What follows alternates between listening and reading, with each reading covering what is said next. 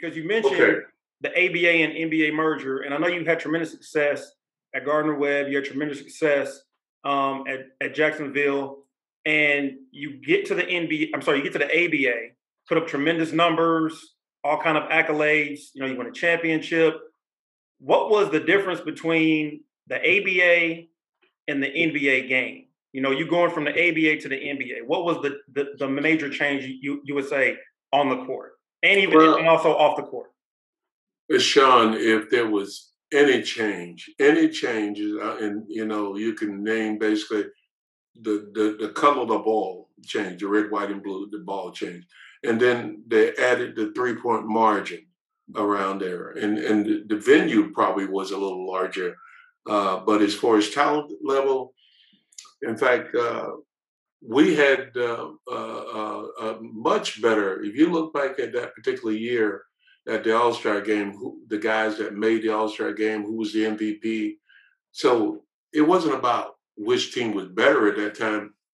And of course, the NBA, their great players were starting to age around the time of the merge, and they were basically out of the game. I know Willis Reed had about to retire, and all the other the great players. Walt Frazier only had just a short time after that, and I'm trying to think of other great players. The only guy kind of lasting was Kareem Abdul-Jabbar. I mean, just he was extended, and of course but most of the great players, Wilt Chamberlain and all those guys that they had known, and Wes Unseld had, his health wasn't. I mean, he had long-term injuries that he received earlier in his career, so he was not quite as the player that he was earlier in his career. So the talent was very much equal, and so it was not about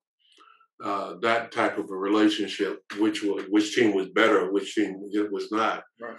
But of course, the ABA, because I mean, you think in those earlier years, all the technology that's available to us now was nothing like. Can you imagine just 3 networks: ABC, NBC, and CBS, and that was it. And the NBA actually had a monopoly on the networks.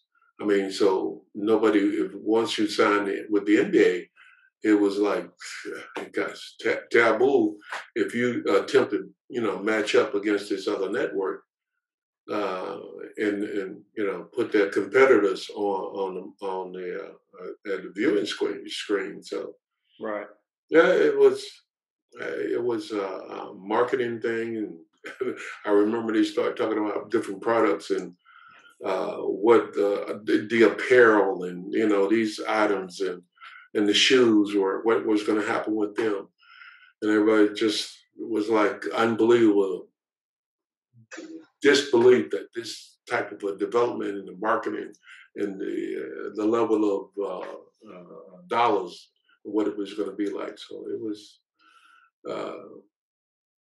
just an extraordinary experience.